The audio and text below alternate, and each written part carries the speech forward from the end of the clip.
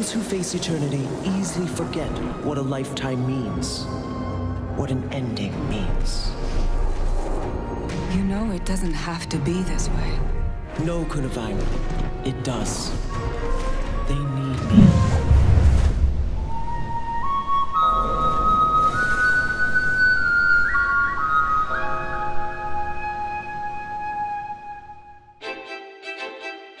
Evening guys, End of Dragons Daily 51. Got a bunch of lore discussion here today, so let's jump on in. First we've got Fur, who says, imagine Malik was lost, and when he says west, he actually meant south. Joy. So this is an interesting idea, but I really don't think that it's the case.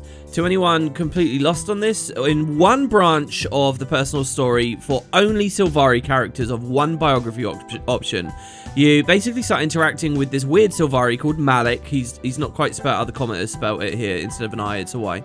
And you essentially find out that this Sylvari is from another pale tree, not our pale tree, a different one. And this is a really beautiful, cool little mystery that the devs dropped in that expands on where the Sylvari are from and what they're about. Even in the context of Heart of Thorns, which drew an association between the pale tree and Morgemoth and so on, the idea that there are other trees out there means that the devs can play with the Sylvari a ton. When we get to End of Dragons and beyond, and we're looking at this idea of exploring anywhere else in Tyria, you might find that there was a pale tree established at some point in the millennia of the past, and so we get this new kind of familiar idea where there's Sylvari there, but they're not quite Sylvari that we know. One of the big going theories is that it was probably a pale tree in the Echovald Forest, which explains the appearance of some other creatures kind of like Sylvari, the Wardens. We'll get to those later. But does that mean that Malik was from Cantha the whole time? I don't think so. Malik explains basically that the tree was out to the west, and so that's why when Heart of Thorns came out, especially with the whole Morgemoth Sylvari connection anyway, it really made a lot of sense that we would see another pale tree there. And there's like some very, very vague hints, like there's this thing called the Blighting Tree that you can find out in Heart of Thorns, but it was a crunched expansion where they didn't have enough time to explore all the story material, and Malik was in some very early story drafts for HOT, but the devs made what I think was a very, very intelligent decision. They said, no, we're not going to do it if we can't do it super well. And so he got cut. I believe you can actually find online some of the ideas for what Malik's role initially would have been, and it was very minor. I actually really wouldn't have liked it if they had played this card and not did it in a decent fashion. So I'm very, very happy that he wasn't in Heart of Thorns, all things considered. I do think that End of Dragons is a brilliant place to reintroduce Malik, but I don't think the idea is that his tree was down there the whole time. I think that he was just lost. I think it just could be a case, like I mentioned with the Firstborn in the last episode, the missing Firstborn. He could have just gone exploring down there. And, you know, maybe as some kind of emissary for his tree. So what I'm essentially saying now is there could be 3 trees, all in the story, certainly. Our tree, a tree that they might introduce in Cantha, where we'll find Malik trying to find it, and maybe he got there a little bit earlier than us, he knows a little bit more than us, that would be a nice moment. And then Malik's own tree. And the question still remains, where is Malik's tree post End of Dragons? They could get to that in the future. He said that he was out to the west. It could be further west than even Heart of Thorns. If you look at the Dermot Priory map, you can see there is a little bit more land mass before we hit a coastline out to the west. A lot of the Guild Wars 1 players and fans of mine who have been watching a lot of my videos will already know there is a confirmed coast out to the west. Either you can see through the Dermot Priory map or through a closed down Guild Wars 1 PvP map. An arena which, when you read the Outpost description, talked about a western coastline. So maybe Malik's there. Maybe he's not even on the coast. He's way out to the west, like to some of these other places, like the Sunset Isles, these mysterious islands off in the distance. Who knows? But was he always from Cantha? Sorry, I don't buy it. I think the Wardens are kind of the Sylvari analog in Cantha, and they are their whole own thing. Ben says, personally, I just imagine that Canuck was away enjoying his winnings with the bet against the Commander beating Krakatorik. Yeah, I mean, this works, right? Canuck could have never come back into the story, ever. And it would have been satisfying in as much as we can presume why he's not there. There is a reason you can quite easily attach to it. He was spending his winnings. It's kind of like the Rox thing, you know? We never had a scene where we actually said goodbye to Rox and she started living a full life with the Omicron. But we find out later that's what she was doing and it makes sense. And that's fine in terms of it, like, making sense, but I still have a lot of problems with this stuff. I want the goodbye scene. I want some closure. This is why the game feels really waffly a lot of the time. And particularly when it comes to the Companions of Destiny's Edge, you get this extra, like, stinging layer where it makes it feel like we're not even good friends.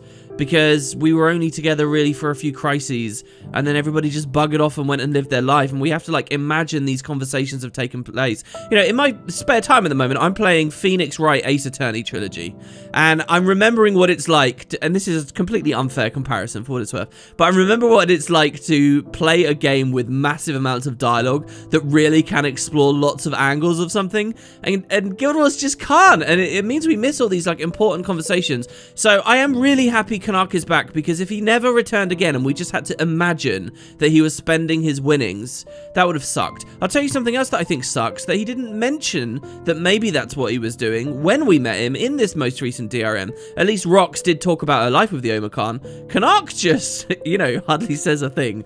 Dirt Crawler says, in the final episode, I want to get a bitch slap from King Jarlis Ironhammer, because from his perspective, how could we possibly think it would be a good idea to reinstate a new Great Destroyer? They sacrificed so much just to take down the Great Destroyer. Or I want a scene where the dwarves are actively fighting Bram. I really feel it would be nice to see it addressed somewhere. I think you're right, this is more stuff that I think there really should be dialogue and conversation about, and I don't think we're going to get any. The problem is that the devs haven't talked about any dwarf lore at all. They've put the dwarves in and said that they're one of our allies, but there's almost no explanation about what's been going on. I think the idea is that Jarlis is dead, because as a revenant we can commune with him, suggestive of the idea that he's in the mists. Also, there was the destroyer of the Iron Hammer line, if you remember. There was a hint about it from one of the bosses. I don't think Jarlis is around to do any bitch slapping, which sucks for what it's worth. I think that's a bit of a sad direction to go in with the dwarf story. They brought Ogden back, and so maybe you say that they've already played that card where an old dwarf has returned. But Jarlis, I think, had a lot to give. Or hell, just a new king. So let's say that maybe there's a new king that wants to bitch slap Bram. I still don't really see it. I think the idea is that they're an allied faction now, so they are at the beck and call of the commander. They shouldn't be, and if the commander's close associates go rogue and do crazy stuff like wake up elder dragons, I really think people should be saying, wow, this is crazy. And we kind of already explored this topic a little when it came to refusing to fight Kralkatorrik during the Balthazar arc. And we kind of got a little bit of people questioning us maybe, but never much. It's just, this is the thing, and, you know, we have to assume that the commander has perfectly explained this ridiculously nuanced situation in which Bram is waking up an elder dragon, and it's okay. So I don't think you're going to see any of this. I really don't, even though it'd be super cool. Olis Varar says, Aurene being the chosen one, who can magically contain all magic, is frankly unsatisfying. It's just the so manyth convenience around that character that proves her plot armor. Not only does it make Aurene less satisfying, it brings the whole story down with her. There is no real story, there's nothing to understand. Aurene will prevent any negative fallout magically. It's interesting, I used to, during like the Season 3 era, and during the Path of Fire story, I used to feel like Aurene did have plot armor. You know, like when Balthazar kidnapped her, I never really believed anything would happen, or any assault, or any moment she was supposed to be in danger. Never really believed it. She had plot armor. Nowadays, plot armor doesn't come into my mind at all about Aurene, because she's an elder dragon. And in a way, like, her mortality, her continued existence or whatever, is a constant, blatant question mark over everything that, like, the story is, like, indulging in. So, like, I don't know whether that's a fair way to think about Aurene anymore at this point. Maybe I've not articulated that very well. However, the idea that she's gonna just conveniently fix everything because she's the prismatic dragon and so on, well, look, I kind of see why you might find that a little bit unsatisfying. But on the other hand, ArenaNet have got a community filled with people saying that they're bored of Elder Dragon stories. And let's be real as well, they've probably got devs and writers who are bored of Elder Dragon stories. Like, I think a good part of what the studio does has to come from what they themselves want to do. So maybe they want to get out of this arc. Maybe there are, like, marketing and monetary reasons to move away from Elder Dragon stories and so on. So basically, there seems to be a lot of drive for them to get out of the Elder Dragon story. So they're doing it. We're not in 2016 anymore, while Path of Fire is in development, and we're kind of setting up this idea of dragon replacements, and we're going to go through 6 of them. We're at a point where that seems unfeasible just for the sheer quantity and volume of story to get through. So instead, they're refining their scope and hoping to pay off on this Aurene prismatic dragon thing. That's my guess about the situation. That isn't to say, for what it's worth, that this whole thing has to feel unsatisfying. I do think there's a satisfying way through all of it. And it kind of links into that interview we had recently where they talk about how the state of Tyria after the Icebrood saga will feed into the next expansion, but it's not like a direct cliffhanger, so to speak. Maybe, in this last episode, maybe the finale of the Icebrood saga looks something like this. We do destroy both Primordus and Jormag at once. Maybe Bram is caught in the crossfire and taken out. Maybe Ryland is taken out. Maybe Bangar is taken out. I don't know. We could lose some characters we really care about. Aurene thinks she can just take this magic and not go mad. But when she collects the magic of both the fire and the ice dragon at once together, she's holding it all within herself and she realizes she is going mad. So now she taps into her power as the prismatic dragon and she sacrifices herself to distribute it evenly all around the world. And how that resolves the idea that one powerful entity might not just go and recollect it all and become an elder dragon again, I don't know. But she'll use her prismatic magic, but it will come at the cost of her life or whatever. And there's no Aurene anymore. After Icebrood Saga, Aurene is done, and we move into End of Dragons to deal with just the Deep Sea Dragon. That might explain why in the trailer we don't hear Aurene's voice. You know, a lot of people for End of Dragons trailer, they say, oh, that's Aurene's voice. It's not Aurene. Why isn't Aurene in the trailer? Wouldn't you think she'd be one of the big cosmic entities having a discussion with Kunavang or something? So maybe this whole thing, all this living world, it all told the story of Aurene and then the eventual demise of Aurene in the Icebrood Saga, leaving us with a fairly clean slate, lots of magic all over the place, one final dragon to hunt down, and we're kind of in an era of the End of Dragons, right? So that kind of works with the interview, that kind of works with what they said, how all living story builds to End of Dragons and so on. So that may be a theory. The only thing with me is, for a lot of reasons, I wouldn't like that because of how many dragons are wiped off the board and so on. But again, as I just explained, maybe they're in a place where they just need to get rid of all the dragons. They want to do new stories, and this is really the world we're living in. The other part of me kind of thinks, you know, how much can they do in one episode? Like, that's a lot of story. But maybe you only need a few scenes to explain that story. And so therefore it is actually viable. I don't know. Dragma says, if we consider the size of the world, could we be fighting only the Tyrian dragons? Maybe in the rest of the world, another entity similar to dragons, or maybe other dragons control the magic in Tyria.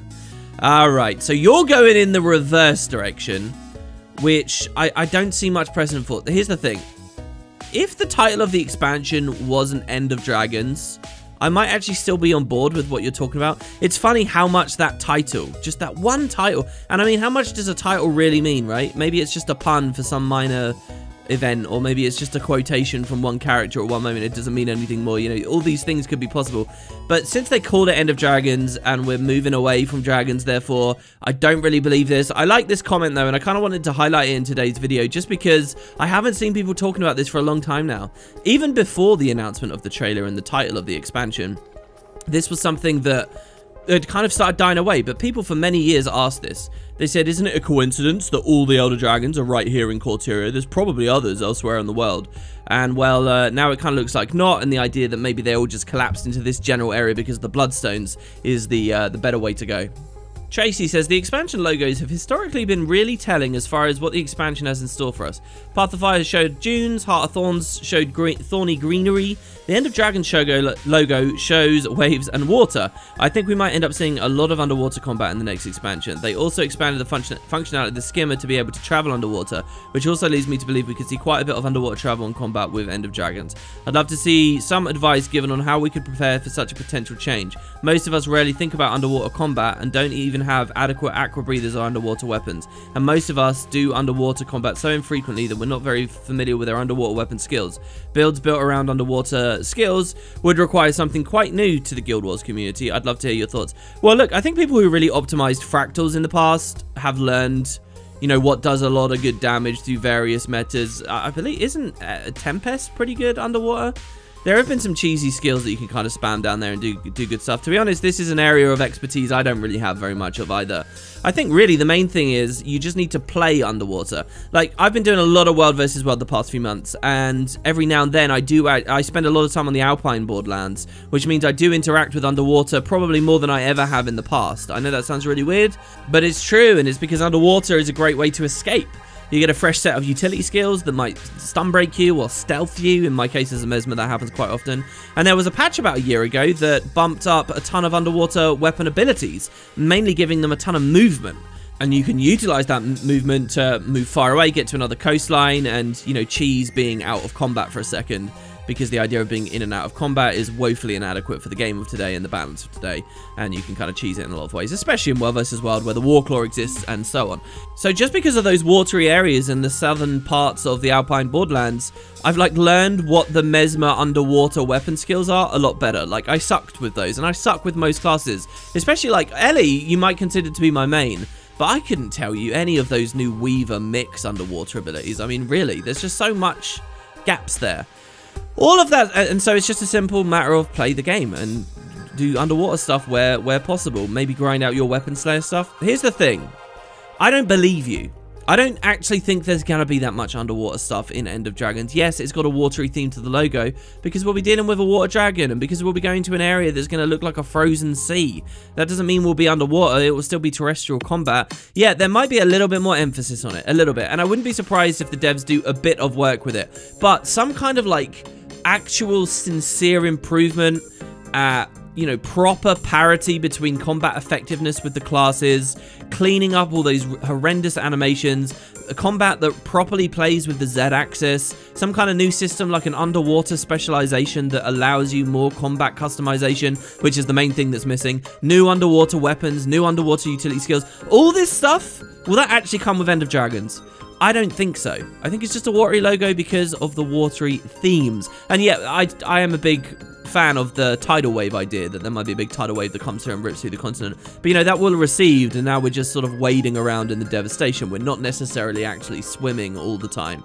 And your comment about the skimmer with its expanded functionality, I actually go in the opposite direction with that. I think that because they tied so much extra underwater movement to a specifically Path of Fire thing, not an End of Dragons thing, suggests that they'll be very free and easy about underwater content in this expansion, because they don't want to be in a weird situation where, in order to actually have fun in this X-Pack, you have to go back to POF and make sure you pick up that skimmer. I mean, in a lot of ways, I think that actually kind of works for breadcrumbing people back through old content and so on, and I do anticipate Path of Fire to be bundled into the End of Dragons price and all that stuff. So in a lot of ways, I think it works, but I don't think it's ArenaNet. I don't think ArenaNet likes to do stuff like that. So somehow I kind of think it works against us. I could be wrong, though. Lastly, we have Emma, who says, who's your favorite protagonist? You've mentioned Bangar's probably your favorite character, but I'm curious as to which protagonist you like the most. I actually enjoy a lot of them. Ritlock is, despite some of his backstory stuff that they introduced, still pretty high up there. He's still very fun on a moment-to-moment level for me. I have a lot of enthusiasm for Logan. I'm not even quite sure why. I just really like Logan, and he's pretty high up there. I actually liked a lot of the Season 4 characters. Both Blish and Gorick I thought were fantastic, and I'd like to see a lot more in the story as well. And they're very different kinds of characters as well, to both Logan and Ritlock. Kaith, I think I've got a lot of enjoyment with. Anyone who's been here for a long time, I think I've just kind of developed a lot of familiarity for, and ended up enjoying a good amount. My dream cast would probably be all of those aforementioned characters all at once in End of Dragons. That'd be pretty sweet. Well, there you have it, guys. I don't really have an idea for a topic for tomorrow. To be honest, I haven't given it much thought. So just drop whatever you like down below, and I'll see you next time.